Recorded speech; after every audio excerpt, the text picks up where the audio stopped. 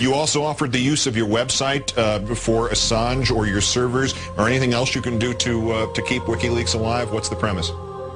The premise is that we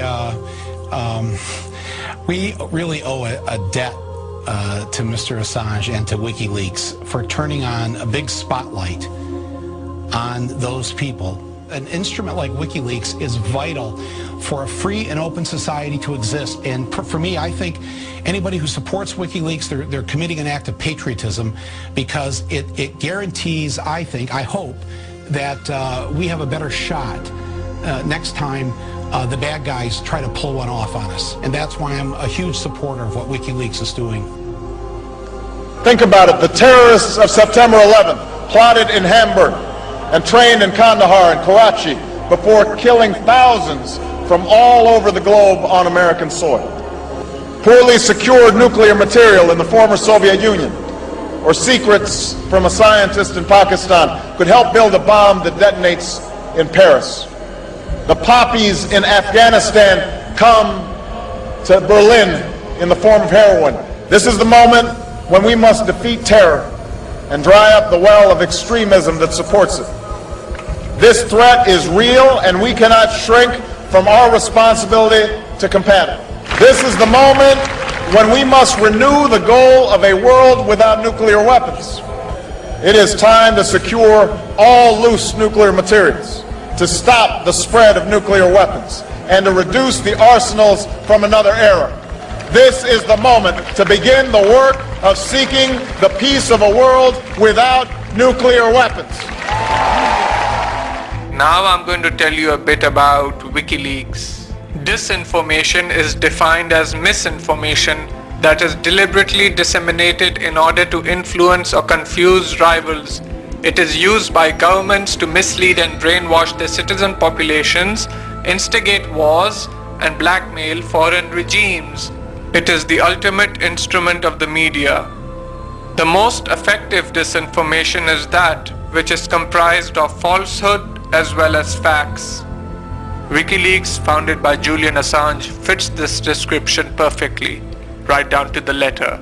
Seemingly overnight, it has become one of the biggest whistleblowing agencies in modern history. In reality though, it is one of the biggest disinformation projects in modern history, and it may be the most dangerous because it is masquerading as an organization of truth. The information released by WikiLeaks isn't new, it's not groundbreaking, it doesn't hurt the US as much as people think. It's fractional really, and it is overloaded with as much propaganda as the day-to-day Zionist media is. This propaganda is benefiting someone, and that someone is the illegal usurping entity of Israel. Even the Israeli government itself thinks so. The first major leak released earlier this year by Assange was about occupied Afghanistan in the form of more than 92,000 documents. These documents included secret files about civilian killings by the US and NATO, along with boogeyman stories about the long-dead Osama bin Laden, garbage regarding the Taliban acquiring ground-to-air missiles, and plenty of lies about Pakistan's intelligence agency, the ISI. There wasn't a single document about the Israeli training of the Taliban, the massive drug profiteering by the Mossad, the CIA, and the US puppet Hamid Karzai and his brother, Karzai's connections to Unical and Zionist war criminal Henry Kissinger, the clandestine Israeli business operation set up to take control of the oil fields in neighboring Turkmenistan, Uzbekistan, and Kazakhstan, or the Russian Jewish mafia fully protected by the Zionist entity selling guns to US-backed Afghan warlords. Why weren't any of these massively important, critically damning events and operations mentioned? Because by doing so, it would incriminate the already internationally condemned Zionist regime. Journalists, bloggers, and activists from occupied Afghanistan and abroad have been reporting on the vast civilian casualties in Afghanistan since US intervention began more than 30 years ago. WikiLeaks revealed nothing that wasn't already known. However, it did reinforce Zionist propaganda regarding the illegal war on terror. The next major leak by Assange's organization, which has gained more notoriety than the previous leak, was about occupied Iraq in the form of nearly 400,000 documents.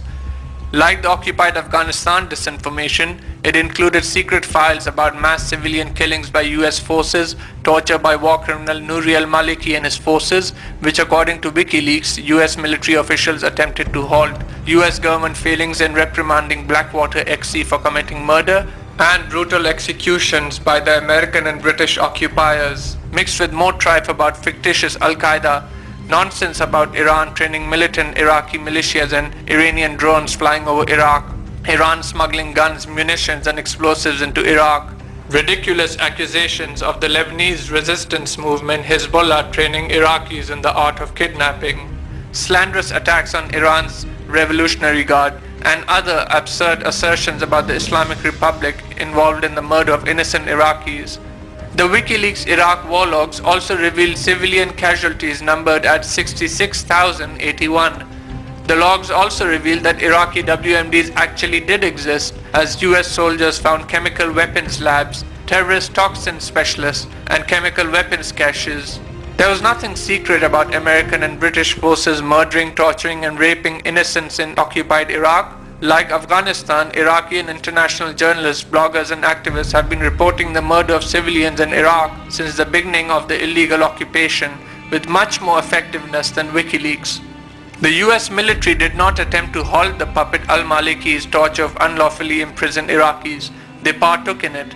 They led the way after they signed off on it. They were the primary perpetrators. Secret prisons are still operating at this very moment where US forces barbarously torture innocent Iraqis. The US hired Blackwater's contractors to instill fear and execute terrorism against the people of Iraq. Of course, it didn't reprimand them. Eric Prince's private army of terror was only doing what it was told to by the US government. The concept of Hezbollah training foreign militias to meddle in state affairs is absolute lunacy. Sayyid Hassan Nasrallah himself has stated on numerous occasions that if Hezbollah wanted to overthrow the Lebanese government, they would have done so already. Their objectives, as evidenced by their actions, are to protect the Lebanese people, provide them with security, and uphold their dignity. Hezbollah hasn't undermined its own government. It is asinine to think it would undermine the government of another nation. The propaganda targeting Iran is pathetic. There are enough guns in Iraq thanks to American support of Saddam Hussein to last lifetimes. There was no need for Iran to provide weapons to Iraqi militias through smuggling. The only drones that were flying in Iraq's skies belonged to the repulsive Zionist entity, not Iran. The other accusations sound like concoctions dug up from the dungeons of Zionist think tanks and lobby organizations salivating for the destruction of the Islamic Republic, not the work of whistleblowers attempting to expose corruption and disseminate truth. These accusations further the Zionist case for striking Iran militarily. These accusations are promoting more war, not peace. WikiLeaks must not have gotten the memo about civilian casualties in occupied Iraq. They are nowhere near 66,081. They have eclipsed the 1.5 million mark. Anything less than this, especially a number as low as the one presented by WikiLeaks, is classic misreporting aimed at protecting the United States government and its collaborators. That is an insult to the 5 million Iraqi orphans and the 5 million Iraqi refugees. It is a slap in the face to the dead Iraqis whose names will never be known because they were incinerated by US and Israeli weaponry. And the notion that US soldiers found WMDs in Iraq after the Iraq has WMDs myth has been debunked as Zionist design propaganda over and over again is frankly infuriating. The only WMDs that exist in Iraq are the Mark 77 white phosphorus and thousands of tons of depleted uranium used in Basra, Baghdad and Fallujah by the terrorist army of the US and strategically placed Mossad agents of Israel. Where are the leaks on the 55 Zionist companies profiting from Iraqi blood being spilled? Where are the leaks on Iraq's artifacts being stolen by Zionist agents? Where are the leaks on hundreds of Mossad agents operating in Mosul? Where are the leaks on the Mossad bomb-making facility in Kirkuk? Where are the leaks on the Mossad murderers stationed in several villages around the devastated area of Fallujah? Where are the leaks on the depleted uranium-tipped IEDs of Zionist-owned Zapata engineering that have massacred thousands in Najaf, Karbala and Tarafar, just to name a few? Where are the leaks on the Israeli arms dealers supplying weapons to CIA-trained death squads? Where are the leaks on Zionist war criminal Paul Wolfowitz importing Shin Bet torture experts to train the US military? Where are the leaks on Mossad conducting interrogations and torture in Iraqi jails, including Abu Ghraib? Where are the leaks that will actually tie the illegal war, which was exclusively designed by Zionists, to Israel? They don't exist because Wikileaks isn't concerned with uncovering the truth regarding the real criminals. They are concerned with leading the public away from the truth to keep them under control. It's COINTELPRO all over again. The target of Wikileaks' first release was the Islamic Republic of Pakistan. The objectives of the operation were to give credibility to war criminal Obama's illegal drone strikes that have murdered over 1,000 civilians, raise the possibility of a future overt occupation, and cover up the meddling of Israel in occupied Afghanistan. It is vital to note that the destabilization of Pakistan has been a Zionist objective since the declaration of Al-Nakba architect David Ben-Gurion. They want to denuclearize Pakistan. The target of Wikileaks' second release was the Islamic Republic of Iran.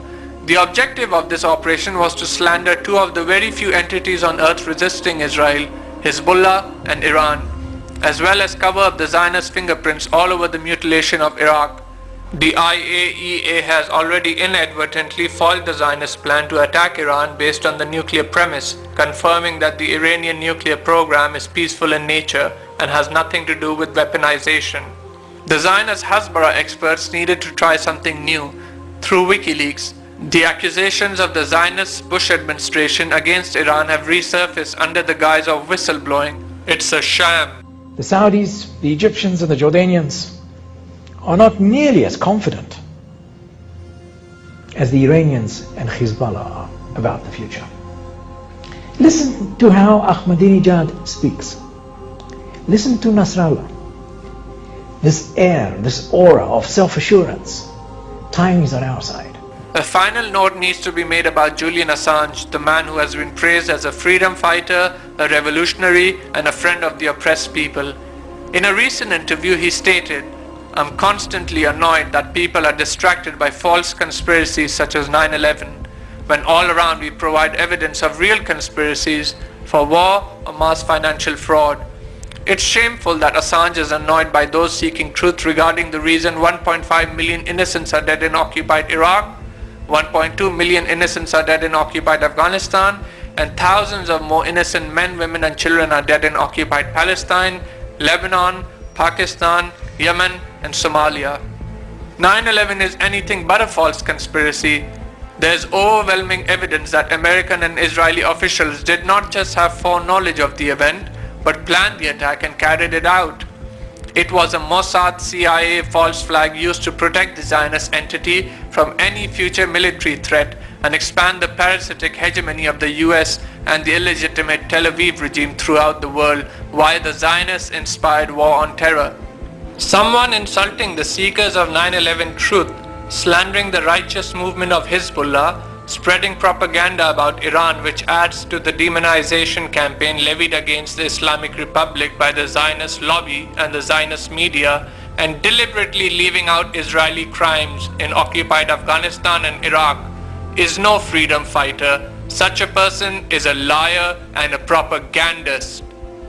Wikileaks' most recent leak about occupied Iraq was delivered to several mainstream news outlets including Al Jazeera, the Zionist New York Times, Der Spiegel of Germany, which has smeared Hezbollah in the past by despicably accusing the resistance of selling narcotics, Zionist-controlled Le Monde of France, which has also smeared Hezbollah recently, and The Guardian of the UK in packages as if it was some sort of gift for a holiday. This isn't a leak. This isn't an expose. This is a press release. This is a media spectacle. This is a circus to cover up real crimes. Those interested in seeing a real leak, in addition to real courage, should read the story of Mordechai Vanunu, who blew the whistle on Israel's nuclear program and has spent the last 26 years in and out of Israel's inhumane prisons, including 18 years consecutively, with 11 of those years in solitary confinement. Iraq was annihilated for the Zionist regime, as was Afghanistan. When discussing the destruction of these nations and the murder of millions of their people, it is integral to the understanding of the crimes committed to discuss the Israeli role in these crimes. Any person or institution failing to do so is ignorant, a coward, or a collaborationist. None of these persons have any place in the movement to restore the occupied lands to the indigenous people and bring the tormentors to justice. By supporting Wikileaks, you're not fighting the occupier, You're not honoring the martyrs, you're not combating imperialism, and you're not striking back at the oppressor. You're supporting Israel and the cover-up of the activities of its criminal network. WikiLeaks is Zionist poison. Wake up!